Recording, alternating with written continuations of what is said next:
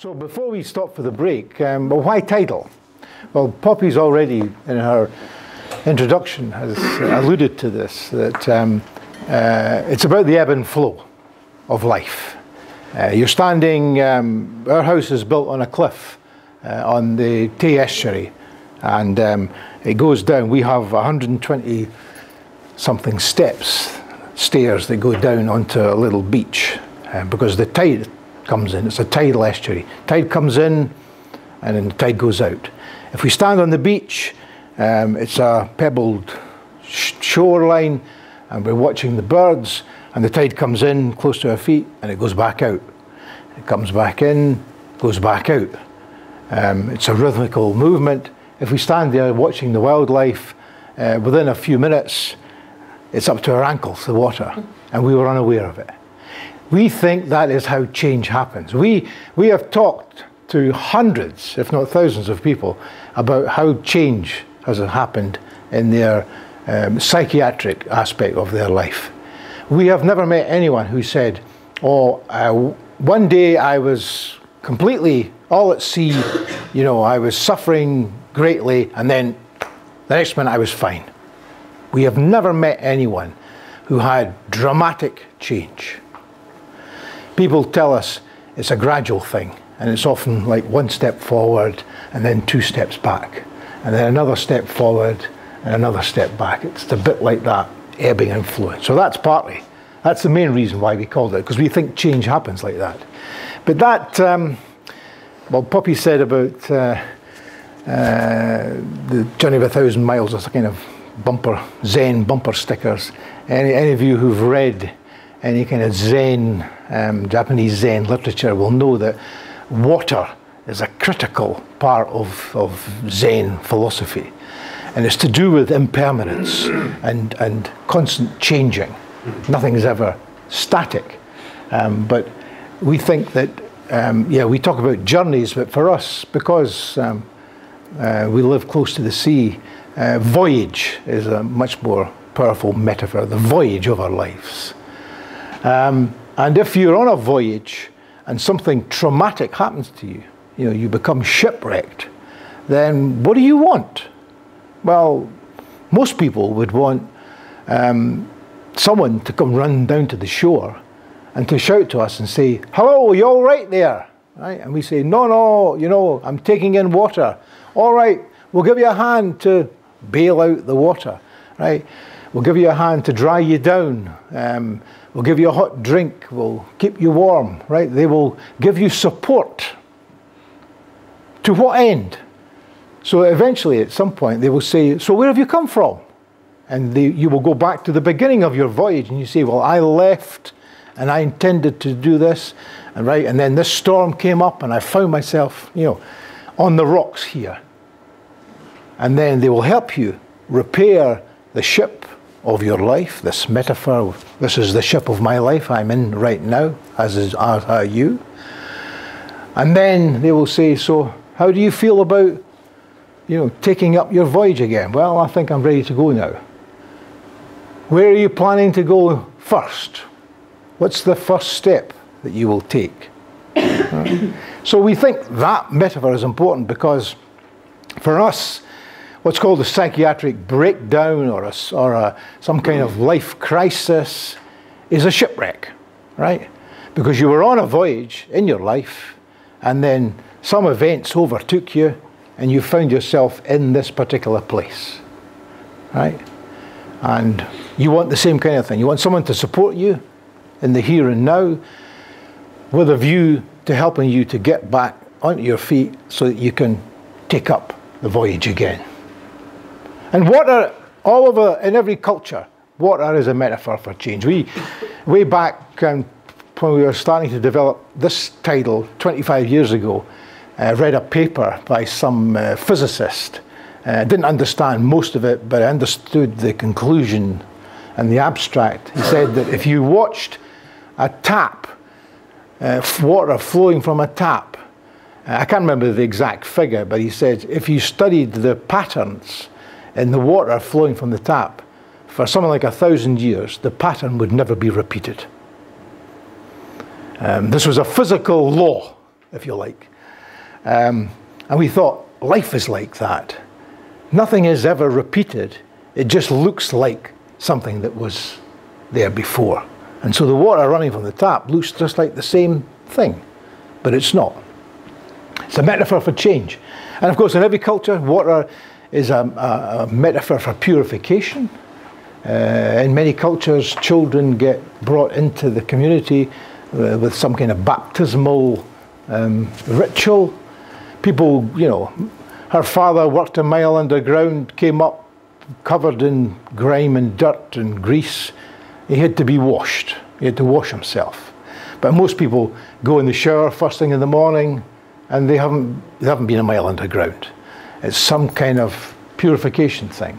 And of course, we all started in the same place, floating around in the waters of our mother's womb. And at some point, the waters broke, and we all flowed out into the world to be where we are now. That's what we all have in common. That's how we're all Jock Tamson's bairns. And interestingly, a lot of people elect to go back to the waters to end their life. We live on this estuary. Once or twice a week, the Coast Guard helicopter will fly right over the roof of our house, shining a light into the water, looking for people who have jumped off the Tay Road Bridge to end their life. Every major city which has bridges, suicide from a bridge into the water is popular. Suicide from a bridge onto a motorway is not as popular. Maybe they want to go back, to where they came from symbolically. And of course, physiologists tell us that we're at least 75% water. I think I'm a solid Scotsman, but I'm just a bag of water. And of course, as an island people, Scotland, we have a strong relationship to the sea.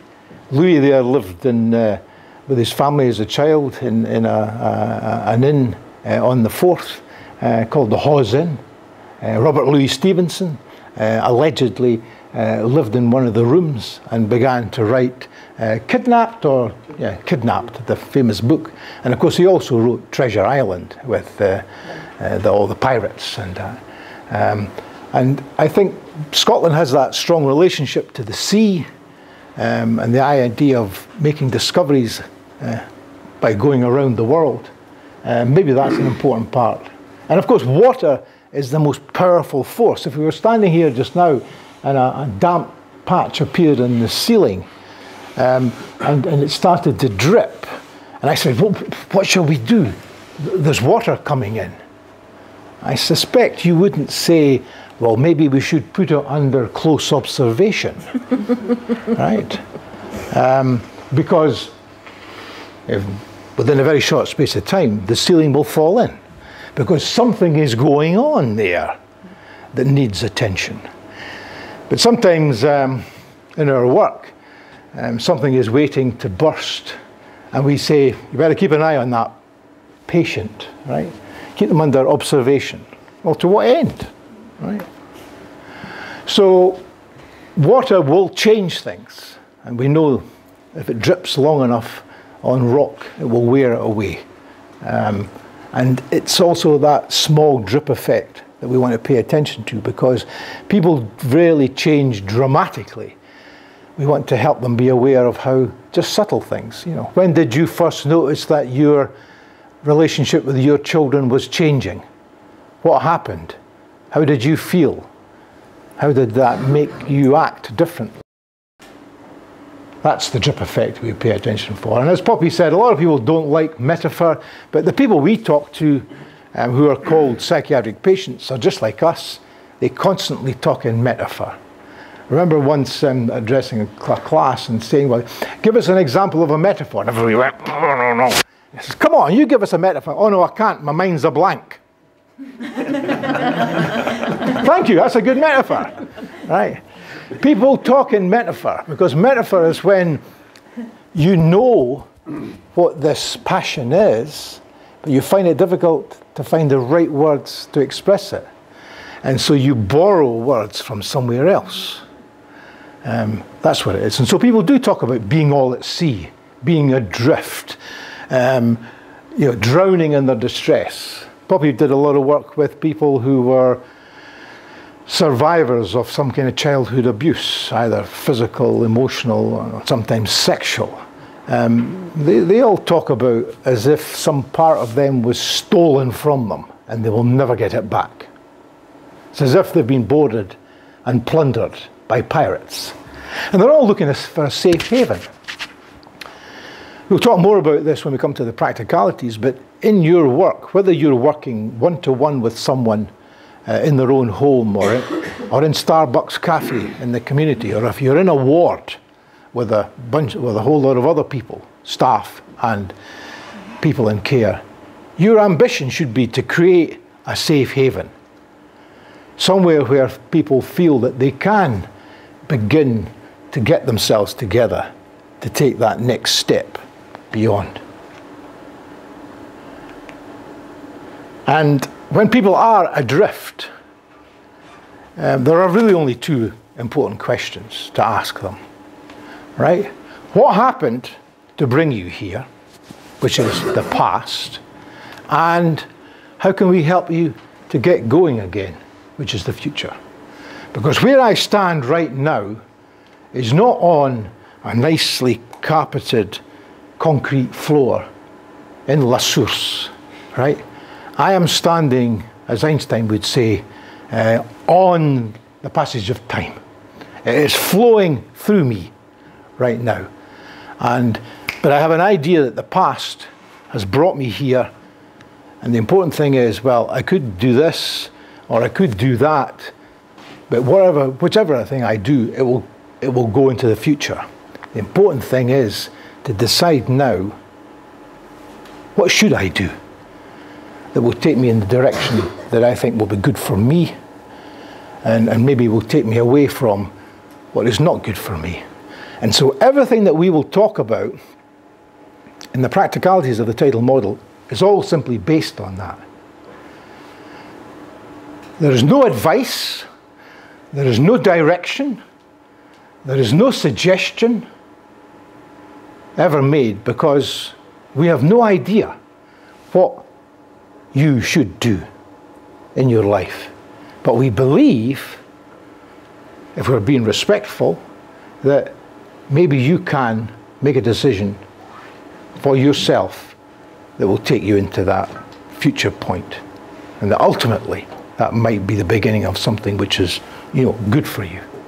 We should say, just finally, before we're going to take a break now and come back and talk more practically, there is an ethical dimension to this. We believe that everyone is their own person, and everyone is responsible for themselves. And that's why we respect that, and that's why we ask these respectful questions. But if someone says, right, what I want to do now is I want you to go away so that I can hang myself, with this piece of rope. Or I want to, could you open the door and let me out because I want to run away and jump off the bridge. We would say, well, maybe if I was in your shoes, maybe that's what I would want to do, but I can't help you do that. What else can I do for you? How else can I help you? And they might say, well, they might give you another impossible request. And we would just keep saying, right? So see, I keep doing that, because the French do that, don't they? They go, I've watched too many French films. No. But we would always end up saying, what else can I do for you? Two other important words. What else can I do for you? And eventually people would say, well, go and get me a decent coffee because this one's gone cold. Right, and that might be the beginning of something. So let's stop here and you can go and get a decent cup of coffee. They have 15 minutes or so? Yeah. Some of you might want to go outside and abuse substances.